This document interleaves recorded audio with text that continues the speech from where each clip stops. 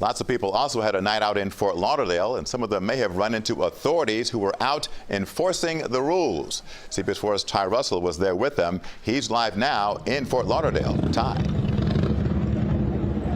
Well, what's interesting about Tommy Bahama right behind me, Marlin Bar, is that, excuse me, sir, is that officials here, it wasn't even on their radar here. And then officials said that they were walking by here, and that's exactly when they decided to come in and close the bar down, because it was never supposed to be open in the first place. Take a look. I mean, all of a sudden we can't even have a cocktail outside. I'm not even near anybody. This is really getting out of hand. Upset customers on a Friday in downtown Fort Lauderdale. I was enjoying my evening sitting outside with some fresh air, finally less humidity. This was after Tommy Bahama Marlin Bar on Las Olas Boulevard was ordered to close. They are actually being shut down. They're a bar. Once they're shut down, they would not be allowed to reopen. Fort Lauderdale's code compliance team and Mayor Dean Trentalis spent Friday cracking down on businesses during a weekly spot check. We all mean business, not just the city, but everybody that lives here is entitled to a safe space. They even closed Piazza Italia again. The restaurant is a repeat offender and was given a $15,000 fine. It was most recently closed last weekend. Friday, city officials say they found tables at the bar.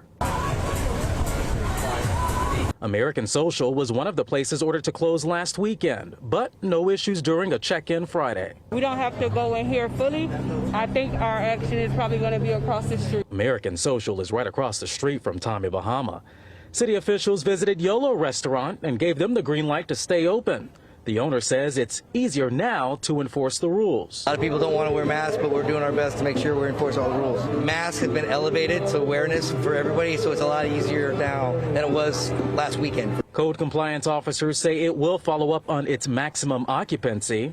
Now, this is the first time cameras are following officials, but they've been visiting places once a week since the middle of March.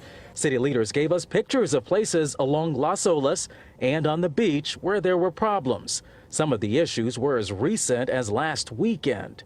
And since March, there have been nearly 40 places warned or told to close until problems are corrected.